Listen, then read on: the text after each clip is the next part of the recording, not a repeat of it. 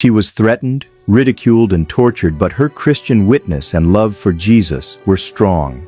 Saint Magdalene of Nagasaki, martyred in 1634, an Augustinian tertiary in Japan, in spite of great danger and difficulty, remained faithful to Jesus Christ until her martyrdom. Born in the early 17th century, Magdalene belonged to a devout Christian family. Her parents were martyred around 1620, when Magdalene was in her teens.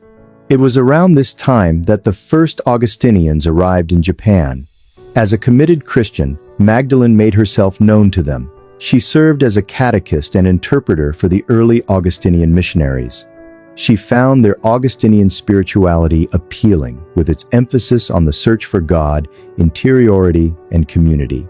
She asked to be accepted into the Order of St. Augustine, and in 1625 was formally received into the Augustinian Third Order.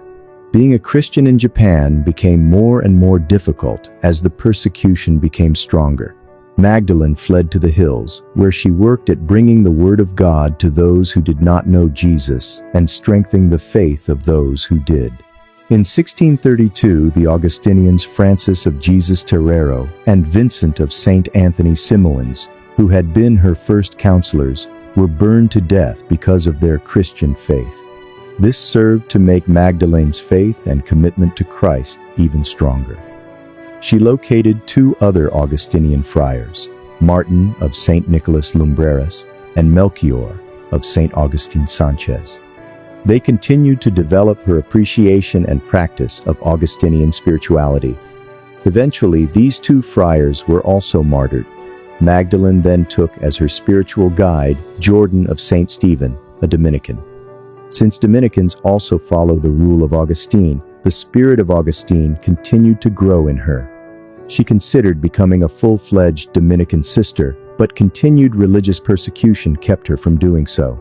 Moved by her strong Christian conviction, Magdalene voluntarily declared herself a follower of Jesus. She was threatened, ridiculed, and tortured, but her Christian witness was strong. This time, she was imprisoned. The authorities proceeded to make every effort to draw her away from the faith. They promised her a good husband, a family, and riches, but Magdalena had already renounced those things. She insisted that the guards not treat her like a child and was horrifically tortured. Magdalena endured the tortures with great heroism and was finally sentenced to death. Dressed in her Augustinian Recollect habit, she was mounted on a horse and led the group of martyrs to the place of their martyrdom, where she was hanged upside down in a pit for 13 days before being clubbed unconscious and left in torrential rains to drown on October 15, 1637. Her body was burned and her ashes scattered.